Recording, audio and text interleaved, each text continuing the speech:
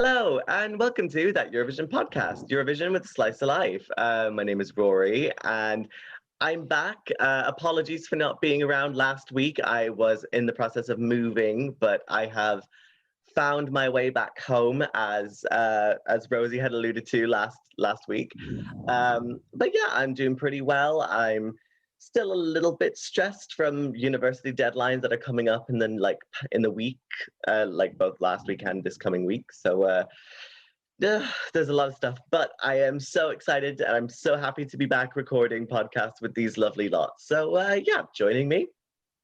Jazzi, it's been quite a quiet week for me. It's just waiting to see whether I'm actually going to get offered this job, but things are looking good. And then today's a really hot day, but we move. It's getting hot in here, so take off. Yeah, no, okay, never mind. No. And hi, it's Rosie. I'm in a great mood because A, it's beautiful outside, and B, my mum has just sent me a video of my dog eating an ice lolly. So I'm delighted. He's a very happy boy. And yeah, it's nice to not be hosting. I appreciate Rory being back and me actually knowing exactly what I'm doing this week, which is wonderful. And I am very excited to be joined by two of our new team members today. So I shall let them introduce themselves. Okay. Hey everyone, my name is Helen. I am your resident American invading. No, I'm really excited to be here. I've been working with you guys for about a month and so glad to finally be on the pod. And I'm Bradley, and I am really excited to be here. I've been on once before, but I'm back for more. So in terms of my week, I'm just happy to have reached the weekend. I've had to travel for work last week, and with the heat, it has been an absolute nightmare. So I'm happy to finally just be relaxing and chatting about Eurovision with you, lovely people. Well, I think it just goes to that saying that I think, you are all very welcome onto our little podcast family. So, and I'm sure you've got fantastic opinions for us to delve into. But yes, so we might as well get things started. So this week, we're going to go back to our country retrospectives because it has been a while since we have sort of covered one. And we are going to be looking at Belgium. Now, Belgium, they have basically been in, as far as I know, pretty much every single contest, maybe with a couple of exceptions, but not too many. They have been in the final 52 times, which I think is a fairly good sign. Their first entry was, in 1956. The first one was Feu de Leclerc with Monsieur Le Noyer de la Seine. And the other one was Montmartre and Le plus beau jour de ma vie. French is hard, but it's okay. However, they have only managed to win once, and that was all the way back in 1986 with Sandra Kim and Jem Levy. I mean, completely breaking all of the rules of the modern Eurovision, where you have to be at least 16 years of old when she was only 13. But, it's so cool. So, yeah, we might as well get the ball rolling on this one. Like, what are some of your favorite Belgian entries? I'll make a start on this one. So I have a few in the modern era that I really like and I'm really into. I'm going to say some of the sort of more popular ones. Rhythm Inside, I think, is fantastic. I love that sort of austere aesthetic, and I think Loïc Noté is such a charismatic performer, and he's one of the artists whose music I've followed since Eurovision, and it's possibly even better. He's really matured as an artist since then. Like, he was only 19, I think, when he did Eurovision, and yeah, his music has just gone from strength to strength since then. Also, I've got to give a shout out to Hooverphonic with The Wrong Place. I like Release Me as well, but The Wrong Place is probably one of my favorite Belgian entries. I think it is dark and sexy and just a really atmospheric song. And I think they performed it beautifully in Rotterdam, and they deserved a better result than they got. So yeah. The other modern song that I am going to make a case for, and I know this is probably going to be my absolute controversial opinion of the episode, is Witloof Bay with Love Baby. Oh no. It's great. It is something so different to anything we've heard at Eurovision. I think it is so much fun. And they're all really great performers. I really love the way it sounds. And honestly, I listen to it pretty regularly. I think it is something that is just so unlike anything we have at Eurovision on a regular basis. And it takes so much guts to go up there and do a cappella, and honestly do a cappella well. I get why people don't like it, but I also think it's a great example of what it was doing. So I will absolutely be the person in the corner for that song. Just as a couple of older entries that I also want to give a shout out to, I really like their first entry, Monsieur Lenoir de la Seine. It's possibly Belgium's first dark entry. The title basically translates as The Men Who Drowned in the Seine. And it is very, very beautiful. It's, again, very dark, very atmospheric, and Feu de Leclerc has a beautiful voice. I'm also going to give a shout out to Sandra Kim with J'aime la vie. It's just full of joy. Then 1969 entry, Louis Neef with Jennifer Jennings, another really fun entry, and also their host entry, Soldiers of Love by Lilian Saint-Pierre. Again, really fun, so energetic, and oh shit, there's another one I was going to say as well. What was it called? Emily Starr with Samson. Again, another really, really fun entry, sort of in the vein of Genghis Khan, but with less cultural appropriation, basically. Honestly, I think, anyone that doesn't use any form of cultural appropriation, I think we're standing all the way, I guess I'll name a couple of mine. So as someone who's relatively new, I started watching in 2014-ish.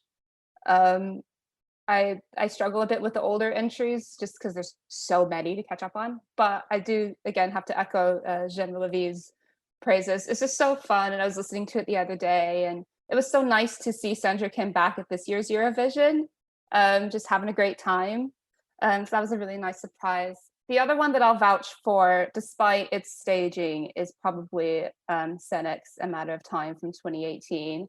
I just remember that came out, and I don't know, it kind of fit. It was kind of a nice step forward from City Lights, but it did break my heart a little bit that it didn't reach the final, because the song is very, very good. But I saw the staging and I was like, maybe it'll squeak through, but no. But yeah, it's whenever it comes on shuffle, I don't skip, and yeah.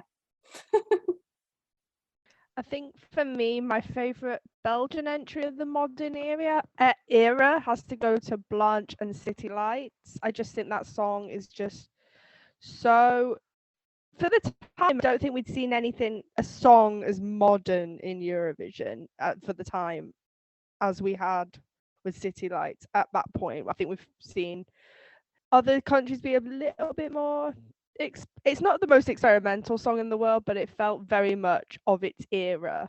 And sometimes, like, I feel that Eurovision can fall like a year or two behind the current music trends, while this didn't really. And I felt when I first heard this song, it was a potential winner. Obviously, when it came to Eurovision itself, she did have a few issues with nerves, but she still managed to pull it off. The staging wasn't the most inventive in the world, but it still worked for the song. Like, keeping things simple really worked for this song. Other songs I really like in this era of Eurovision would be Tom Dice's Me and My Guitar. I think I'm just a killer for a cute guy with a guitar with a cute acoustic track. And yeah, I just find that song really, really sweet. And I really enjoy it when I listen to it, and it's my third place of 2010.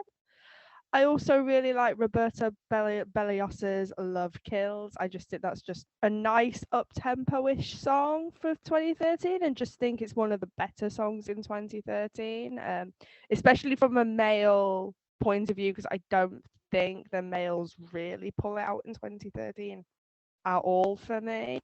I think it's all about like the big female solo songs in 2013. So he did well to stand out for me in that retrospect. Again, I think for classic entries, I've not really listened to too many, but one I would definitely have to go for is Sandra Kim's Jamila V. I just think that's such a fun song. I enjoy it every time it pops up on on ESC radio. And to win the contest at 13 is like, I look back and think, what was I doing when I was 13? Like, I was in school, like, just I couldn't imagine like getting on a big stage and competing at Eurovision at that age. Like, I had no confidence at 13, so I have to give her props for that. And then going and winning the whole thing as well, like that's amazing. And another song I wanted to mention, just because it was totally robbed in 2006, was Kate Ryan's Gitador. Gitador. Sorry, I am rubbish with French, so I apologize for any French I am trying to pronounce. I just think that's just such a bop, and the fact that did not qualify is so upsetting to me. I enjoy it every time it comes on ESC radio, every time it comes on when I'm out, like at a Eurovision event, it just goes off, and it's just such a fun, happy song, and it works to that era as well, like 2006, mid noughties. I don't see why this didn't qualify in 2006. Like, I could see why it wouldn't qualify now because if people would say, "Oh, it's dated," etc. But I don't think it was dated for 2006. So yeah, that's my take on Belgium's entries. I just want to start with a disclaimer before, for anyone that is French or speaks French, it's the only language that I haven't tried to learn, so I can't pronounce any of the French names. I'm so sorry. So please accept my apologies for that. But I do have a top three and some honorable mentions. Agree with Jazzi. City Lights is one of my favorite. It's actually my number one. I feel like it's so, for Eurovision, it was so modern, and it is very Belgian. And what I mean by that, I don't mean for anyone that hasn't watched Eurovision. If they watched it, they wouldn't think it was Belgian because it's in English. But I mean, for people that have watched Eurovision, it's very much on the same track of what the Belgian delegation were going for at that time. So similar to Rhythm Inside, similar to, that artsy style. So yeah, I really love that. Um, I might offend some people, but Sanomi, 2003, with from Urban Trad. Even though it was a made-up language, that is the made-up language one. I'm sure, if my memory serves me right. Yeah. I don't know. There's just something about it. I just get lost in it. It just enchants me. It's a bit like The Voice. I feel like from Ireland, a little bit less mystical, but I still get lost in it. And number three, this is very much my taste rather than, I don't think there'll be much agreement with this, but Eurovision, um, from 1980 from Telex. I'm really into like 80s synth, like Euro synth, like Kraftwerk and things. So this is just right up my street. So it is one of my favorites. In terms of honorable mentions, obviously their only winner, Sandra Kim, and winning at 13, like everyone has said, what an achievement. And yeah, Rhythm Inside, and also Love Power from 2007, which is an interesting one, I guess. It didn't make my honorable mention list, but I do have to say Tom Dice, what a beautiful man. And yeah, that's really my views on Belgium of the past sort of 60 years, I think. So I mean, okay, so Bradley's already started a step on him challenge. Okay, I like to see that. That's my job. That's what I'm here for. And you've got competition now. Talk about cultural appropriation, I guess. Literally. Oh, ridiculous. Yeah, okay, so I'm not going to flog a dead horse, so I'm not going to talk about Sandra Kim, but amazing. I think my kind of favorite era from Belgium is literally from 2015 on till now, where they've kind of gone in this kind of dark, artsy, like, oh, I'm so refined kind of era. So with the exception of Elliot, because that was not it. That was not the song at all. But every other one, so like Rhythm Inside, What's the Pressure, City Lights, A Matter of Time, Release Me was okay, but like nowhere near as good as The Wrong Place. I have liked pretty much every single one of those. Also, again, big shout out to Sanomi. I love that song. It's so mystical and deep, and it's also the first time, like Bradley said, it was the first time that we had a song that was in an imaginary language, which was great. And of course, Belgium has followed it up with a second imaginary language one, which I think is quite fun, O Ulysses from 2008. I did love that song. It's just so like twee, and it's just really fun, and I love it. Underrated. Deserves Ve- better. Very much so. I think as well, again, a little bit like Jazzi, I don't really know too much in terms of like older entries, but one song that I definitely have to sort of throw out there is 1999. I can't remember what her second name is, but I know her first name is Vanessa, and the song is called Like the Wind. And if you like the kind of mystical element of like Sanomi, then you'll like the same vibe, I guess, from Like the Wind. It's very much like a seafaring, like one you'd have like while you're like barreling down the Atlantic Ocean at about like 500 miles an hour or something. But it's so fun, and like she does really well. And it's just the 90s were very much a case of like emotional, not really emotional, but like ethno ballad kind of thing, and it just kind of came across really quite nice. But yeah, that's kind of all of the main ones, I guess. But yes, we might as well just quickly move on to the next thing. So I guess the main kind of standout way of approach, I guess, that Belgium has is that it switches broadcaster every other year, in the same way that Russia does between Channel 1 Russia and Russia 24. In Belgium, it's split between the Flemish broadcaster VRT and the French or the Wallonian broadcaster RTBF. And, you know, we've seen two fairly different approaches kind of from them before. So do you think that it's like an effective strategy that they're doing, or do you think that maybe there needs to be more done? I think it's good. It's now that you mention it, and switching back and forth between like the national broadcasters, in the back of my head, I'm wondering if that's something that the UK might want to try, in terms of Wales and Scotland, but that's a story for another day.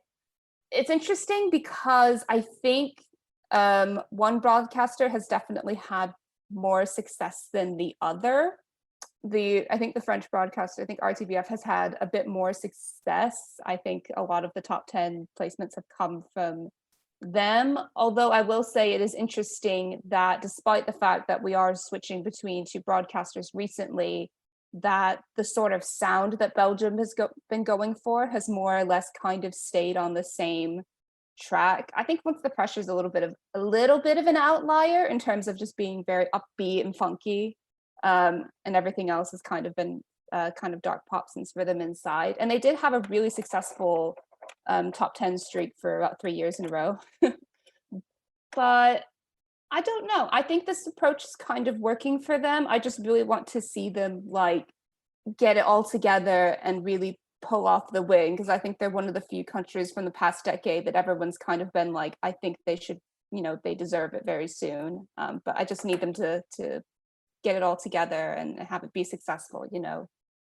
For Italy this year, it was part of the reason it was so satisfying for them to win is because we knew that they had been putting in the effort for the last decade, and it paid off. So hopefully in the next decade we'll be back in Belgium.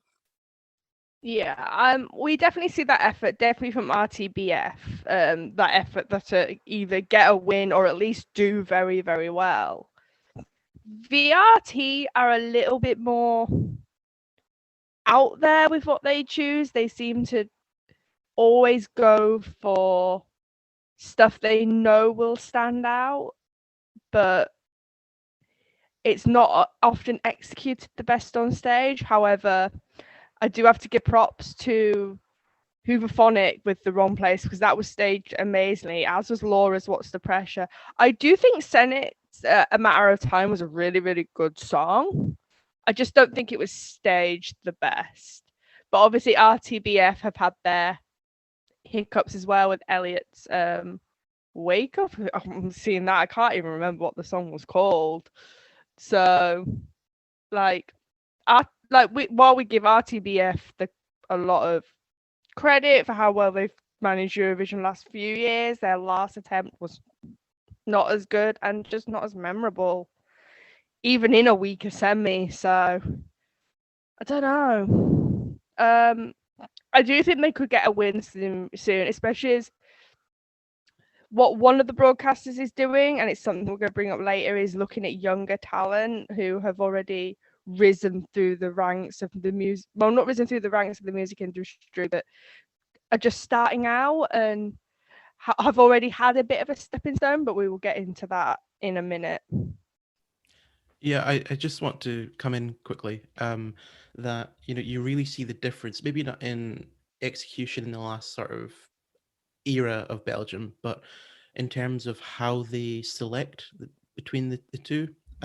So I think VRT do a national final, which I know we're going to talk about later. That might be why their entries are more sort of in your face, because they are, they have to win the national final first, so they need to be out there compared to the internal selections. I do quite like the setup of having, two national broadcasters, sort of switch. And as it was mentioned, I do think the UK should actually do this between all of the home nations. We might actually see a bit more success and a bit more variety, but who knows? In terms of like national broadcasters, the RTBF have definitely had the most success. I think all of the top fives were from RTBF. There's too many letters and abbreviations. We're not in Ireland. TG Cutter. Yeah. So I do think they are a bit more successful. But you have, strangely, they've kind of gone a different way with the national selections recently, because it's all been internal since 2017, I think. So maybe that's why they're more, I don't want to say standardized, because that makes them sound boring, because the entries, they all have a theme of sort of avant-garde kind of artsy pop. So that's maybe why they have that theme. I feel like one of the things that I've sort of noticed over the last 10 years, certainly, is that there was certainly the last sort of, up until Hooverphonic, really, there was sort of this spell of a lot of people who'd been on The Voice. And I know that, like, obviously, as being in the UK, we criticize the sort of X Factor rejects sort of idea of things. And it's interesting sort of seeing the difference between sort of people who were on talent shows and then go on to do really well at Eurovision, and people who were on talent shows who then don't necessarily, though Lucy Jones was robbed and deserves better. I think Hooverphonic was such a different direction for them in terms of the sorts of artists they chose, because Hooverphonic are so established and they've been around so long.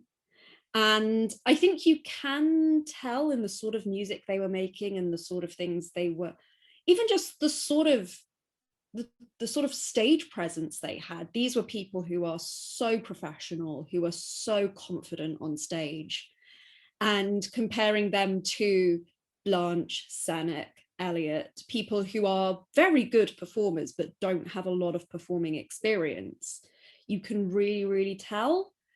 And the thing is, I don't think choosing Hooverphonic is going to sort of be a change to Belgium's direction overall, simply because Hooverphonic placed 19th, I think it was. And so it goes to show that it doesn't really matter sort of whether you send an established artist or not. It's all about the song and the performance on the night. So I think it's a really interesting strategy that they do in alternating between the broadcasters.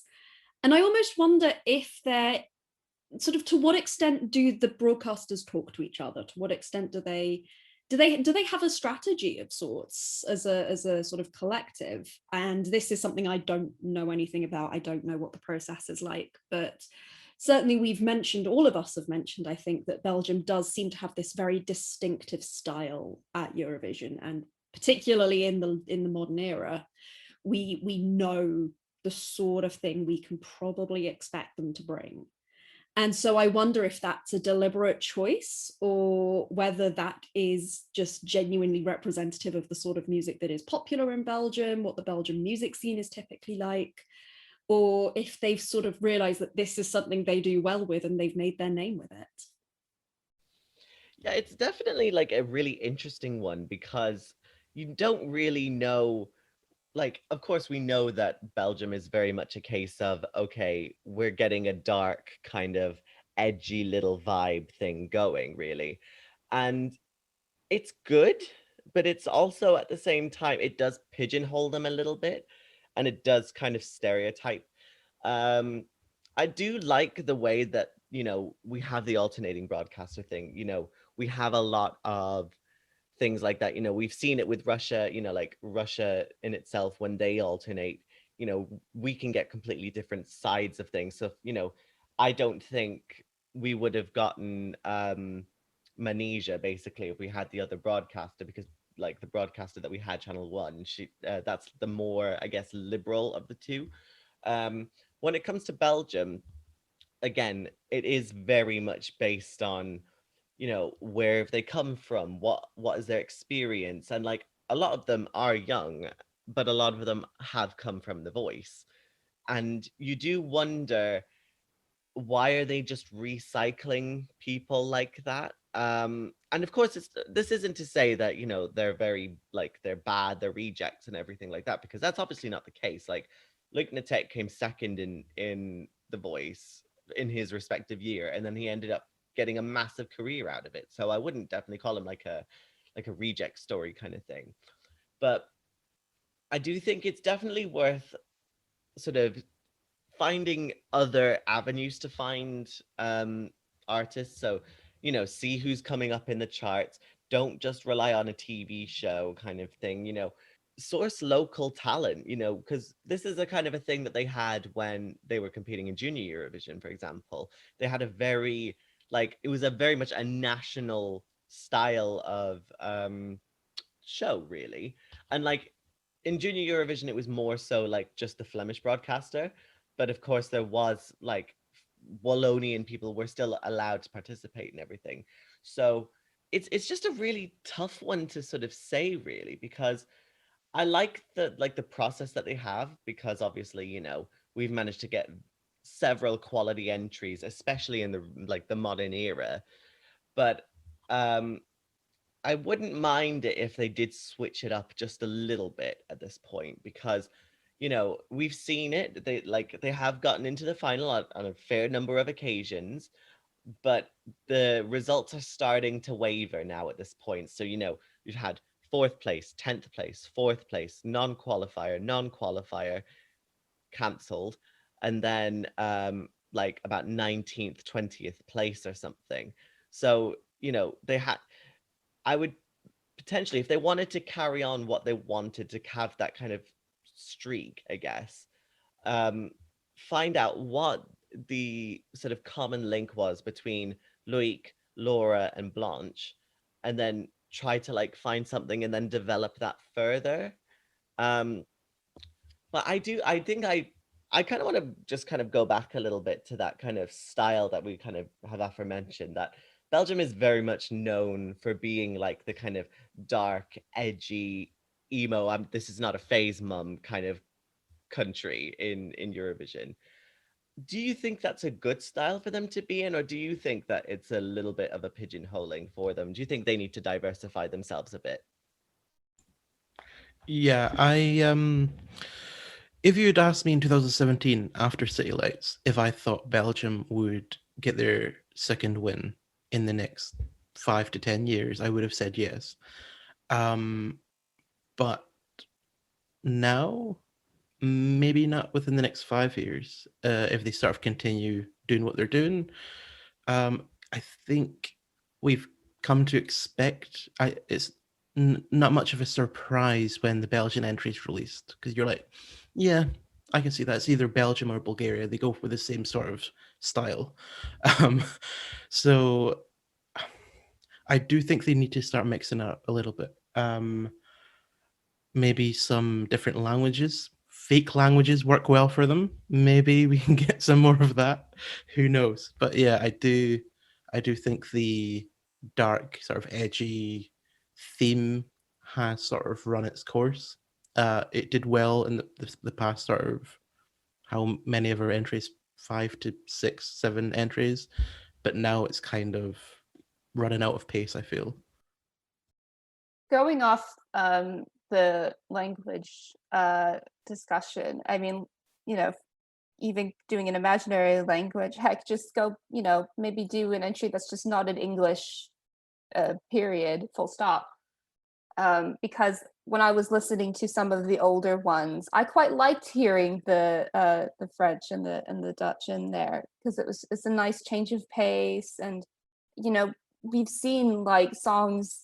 I mean, the winning song this year was in Italian. 4 years ago, Salvador won with a song in Portuguese. I think the era of like you must sing in English has kind of, I wouldn't say it's petered out, because I think we can count on a majority of Eurovision songs being in English for the near future. But I think broadcasters are getting more and more comfortable with sending songs that aren't in English and having them do well.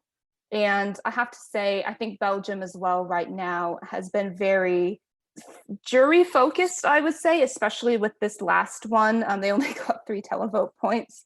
And I think it's worth looking into. It's funny because my husband, when we were talking about this and discussing who we wanted to win, he really liked that Hooverphonics entry this year, and I was kind of okay with it. And I think where they've ended up right now is the type of songs they're sending are for a very specific audience.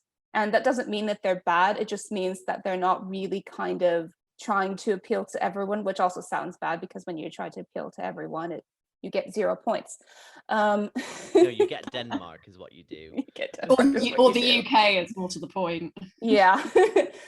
But I would like to see them change things up. I think we've seen in the last decade that when countries do tend to change things up, the success has come later down the line. But you look at someone like the Netherlands, who went from doing a national final to doing internal selections, not necessarily all the same, but eventually they put in the groundwork to get them a win. And I think a change is kind of what they need at the moment, because you don't want things to get too stale. I think we saw with the Netherlands, who are a neighbour of Belgium, that the Netherlands had very much a structure of sending almost continuously either dark songs or country songs. And then the year they kind of changed this up and sent Duncan, they won. So it's quite easy for Belgium to do if they decide, oh, let's change this. And it could work out for them. Don't know what type of song would be good to send for them. Maybe something a bit more upbeat, maybe something a little bit more fun, maybe something in French, especially as it's the French broadcaster this year. I feel that it could do very well, because again, a lot of the French songs from France we see are often also quite dark. So to see something quite fun and upbeat in French from Belgium could work out for them in the and would definitely stand out.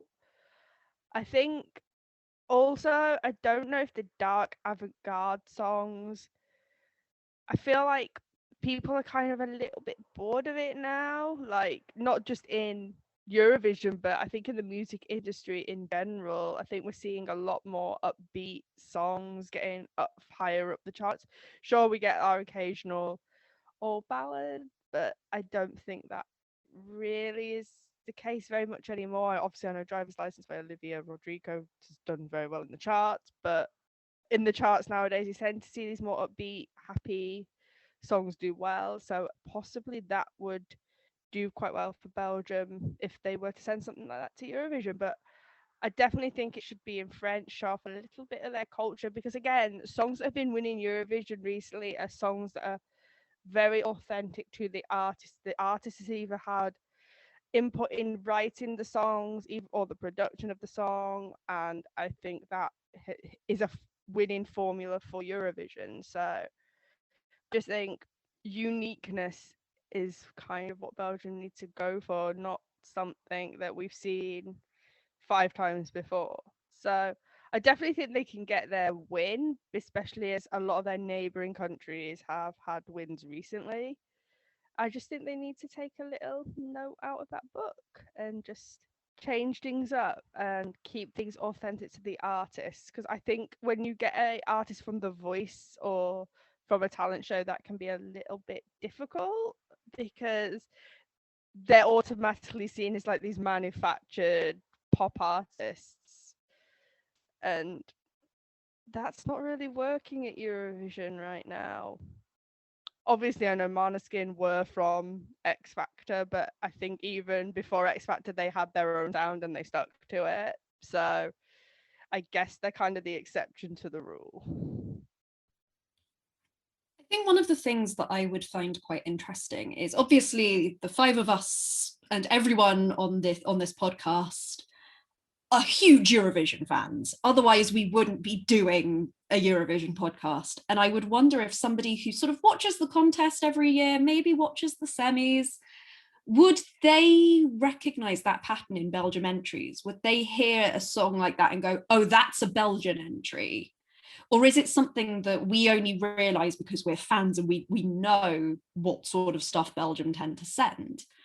And I think that would be a really interesting thing to know, because yeah, are we seeing it as a pattern of they're doing this thing because it was successful for them a few times and they're keeping on doing it? Or is it just, this is what this country has sent this year, this is what this country has sent this year? So I feel like that probably plays a part in it. I think Jazzi really hits home at the point I wanted to make about sort of authenticity. And I think that is what has been the biggest driver in Eurovision in these last few years. And I'm never going to say it's a bad thing to change things up. I think there are certain countries that could really do with changing things up and sending something in a style that isn't just a style that they got a second place with a few years ago and have continued to follow the same templates. Cyprus. So I'm never going to say that changing things up is a bad thing, but I wouldn't change things up for the sake of changing things up. If you've got a great artist who can sing that sort of dark song in an authentic way that is very true to their music, absolutely send them. If you've got another artist who sings fun, upbeat pop, get them to sing some fun, upbeat pop. Do what is right for the artist that you choose. And yeah, choose a variety of artists, basically. I'm very happy sending people from The Voice who have done very well. I think Loic is a fantastic example. I'm happy sending established artists. I love Hooverphonic's song. I think it was a great entry for them. Just pick someone who you think is good, who writes good music and who performs good music and who performs well and performs confidently. And stage it well. Please stage it well. I mean, to be fair, it is true that Belgium has had some staging issues, in the past. Sennick, Elliot, might as well just chuck Axel Irsu in there as well, just for good measure. Yeah, I definitely think like Belgium would be one of the best people or the best countries to kind of benefit from the idea of authenticity. I mean, we have that already, I guess, from, you know, because Senek wrote part of her song, Loic wrote part of his song, of course, Hooverphonic wrote their own song. But the authenticity, it can go one of two ways with Belgium. It can go nothing, like mass produced, like had no involvement, or snobby because you aren't doing this thing, you know, how dare you, you know, because that was the whole issue with Hooverphonic in 2020, that Alex Kaye basically just decided to shit on everyone because Eurovision was not, you know, it was a fun fair of music as opposed to like an actual serious competition. And it's all well and good to have a sort of serious song and things like that, but if you have those sorts of opinions, you sort of fall into Salvador Sobral post-winning era, like that territory. And of course, obviously, that's if that's the kind of style that you're wanting to go for, then fair dues, you go with it. But if that's not, you're going to alienate yourself, especially going forward. And like, you know, a lot of the music that, you know, Hooverphonic produced. I mean, Hooverphonic is a big name, so of course they're always going to have like a big like following regardless. But I don't know about you guys, but I haven't heard any sort of hype for Hooverphonic after the contest. I haven't, like, of course they've released an album, but again, no one's talking about it. So it's like, is it worth it? You like part of that authenticity is also humility. I think that's one of a big thing, and just, you know, being able to be like, okay, like I have a good song, but also there are other good songs there, and I respect that, and that will get you points. But yeah, I like, the thing is, I'm one of those people that really enjoys Belgium's music every year. Like I'm very much a sucker for a dark ballad. I'm pretty sure like if you've listened to enough of these podcast episodes, you'll know that these are like this is a very like strong sort of vibe of what I usually kind of go for. So I kind of don't want them to stop it really, because I really enjoy it, because this is like a really good time for me in the music. But I do think, you know, it after like say if they keep going on these things in the next like 2, 3, 5 years time, it will get a little bit sort of typecasty. So I do think a switch up should be on the cards soon, but it just depends on who they're actually going to send, you know, because, you know, we have artists from Belgium, you know, like Stromae, or oh god, what's her name? Natalie something. She's like a ginger-haired woman. She's very like poppy anyway, I know that. But you know, there are these sorts of people that can be versatile and who can produce like different styles of music. But I do think to get out of that little rut, I do think we might need a little bit of a what's the pressure moment.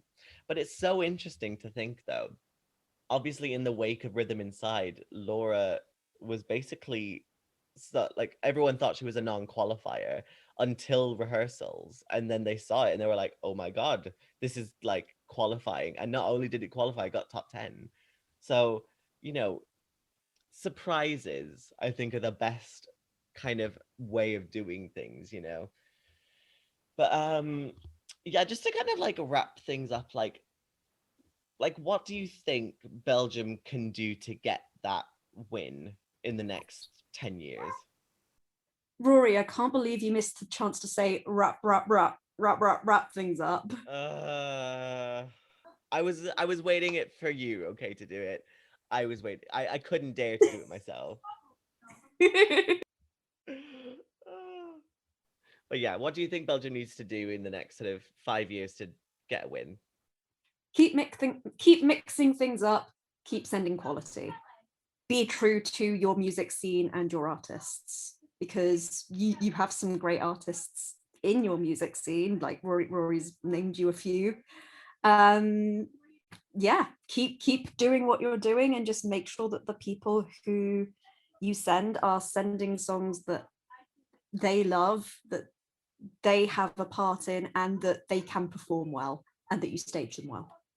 I do think that Belgium have parts of that winning formula, like keeping the songs, like for the most part, authentic to the artists, and I think they should keep doing that. Maybe switching up their styles a little bit so they're a little less predictable. But again, it's been thrown out by Rosie. Would we know they're being predictable? Would people outside of Eurofans know that Belgium to us are being a little bit predictable now? I think they should definitely keep it jury friendly, because like their songs, like to me, like there's been like Scenic, both of Hooverphonic's entries, Blanche's entry, when they first came out, they all stood out to me as like potential jury winners. And I know none of them actually ended up winning the jury, but again, I think Hooverphonic not doing as well with the jury as I expected them to actually surprised me, because I thought that the staging actually lended itself quite well. So I don't know. Definitely think switching their styles up every now and again, maybe switching their languages up a little bit. Like, I mean, you don't always have to sing in Dutch or always sing in French. You could still sing in English, but like maybe come out the comfort zone a little bit. I definitely think it's coming soon, but because they're definitely on the right track to doing quite well at Eurovision. They seem to know what works at Eurovision, what doesn't, and also just keeping it modern and like current to the music scene now, because that's something they've done quite well. Even though like Hooverphonic were seen as a little bit like they were older artists, they still managed to stay with the music scene of this like era being quite dark. Like the song gave me like Lana Del Rey vibes, and obviously that probably means to me it's not dated. So because I think she's obviously quite a modern artist. So yeah, just keeping it modern and just maybe switching up your style a little bit every now and again, because not every song needs to be like a dark, edgy, emo, teenage, I don't like the world type of song. It's not a phase, Mom. I guess going off of that, I mean, when was the last time we had a Dutch language song at Eurovision? I think I'd quite like to have like one again. I mean, even if it doesn't do well, just for the heck of it. As some, 2010? Yeah, I think the last Really? Dutch song was Ik ben verliefd. Yeah, shalali, shalali, shalala, Oh. shalali, shalala, Sammy die for Well, it's time for another one. But God, I completely forgot what I was going to say.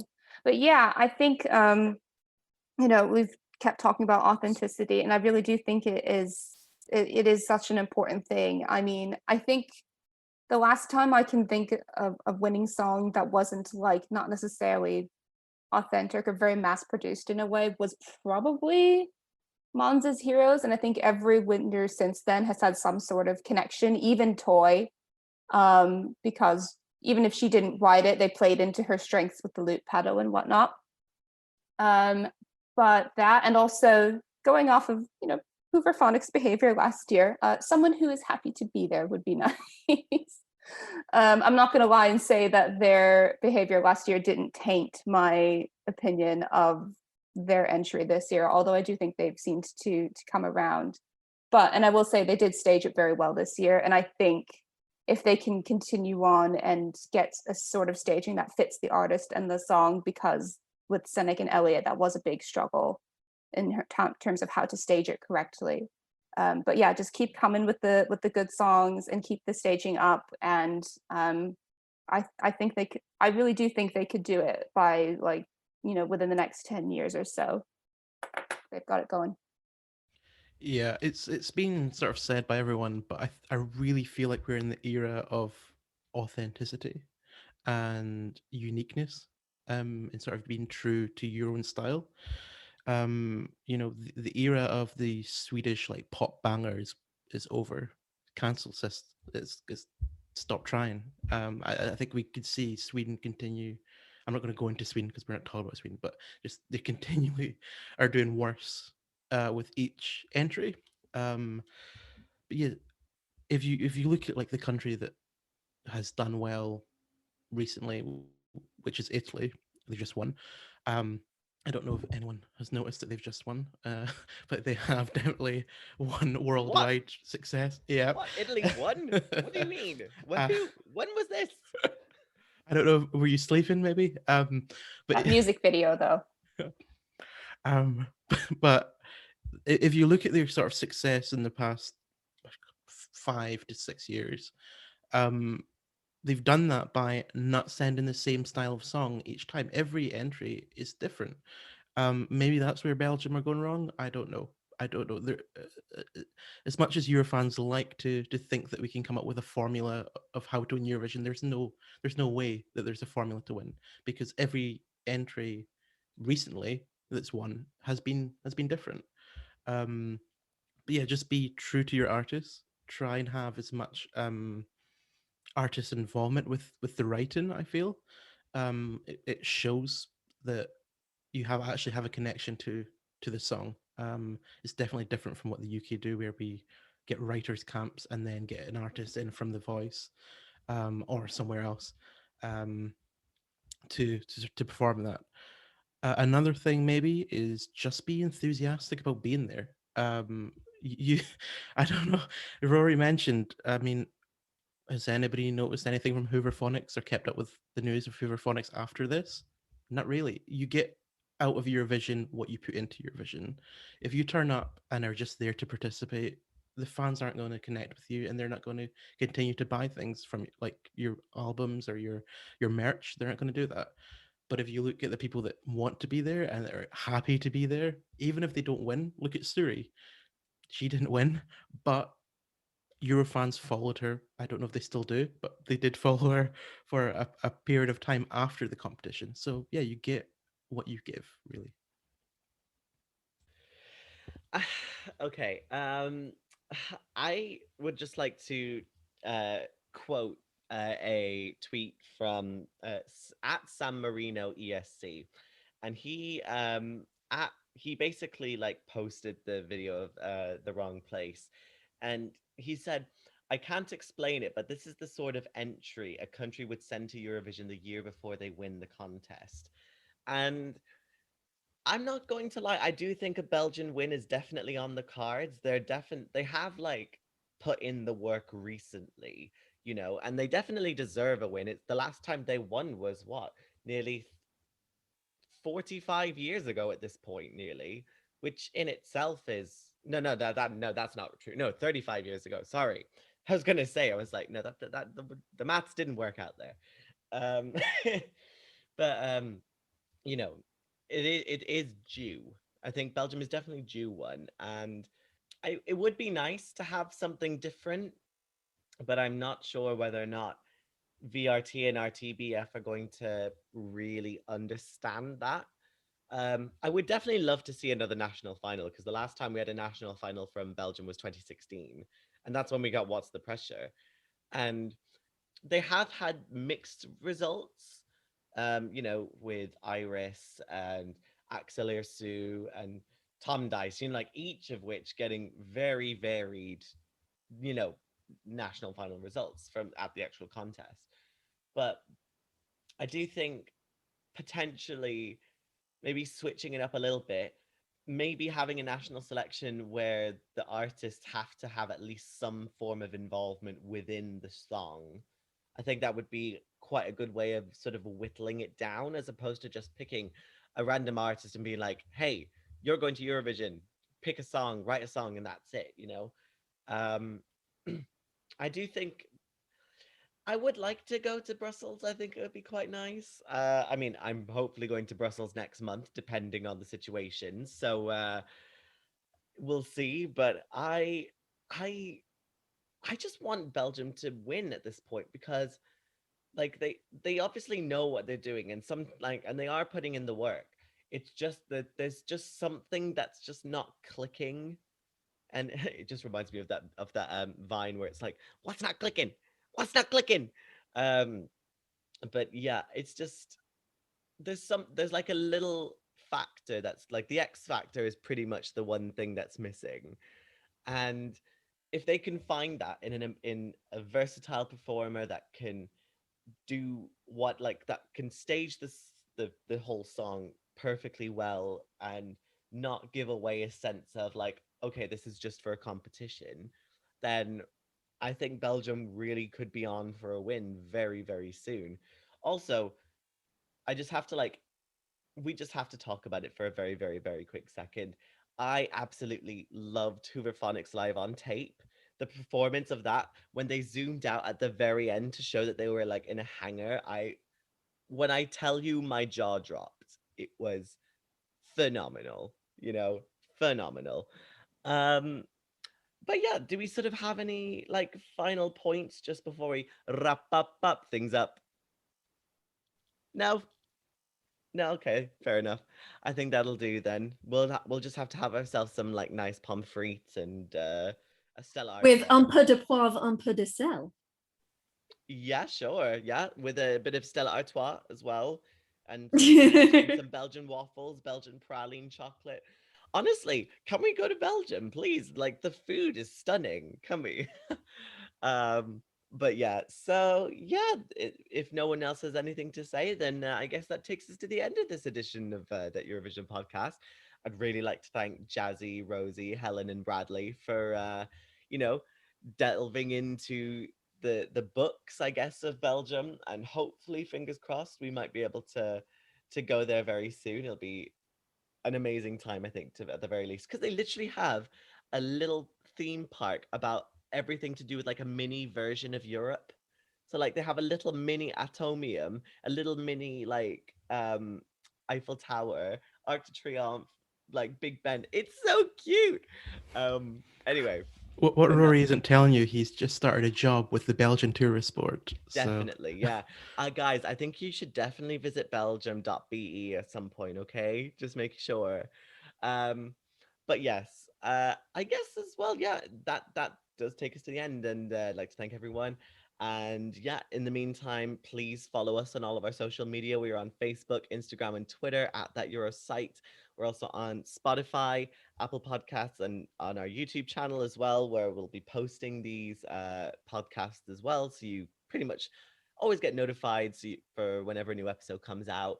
And hopefully, fingers crossed, in the next couple of weeks, we will be continuing on with these sort of country retrospectives, year retrospectives. We'll see what happens. Um, I mean, in the meantime, what we're going to do is we're going to listen to Barbara Dex and wear our worst dressed outfits because, that's what Belgium is. And yeah, I guess that's kind of it. So shall we all say goodbye?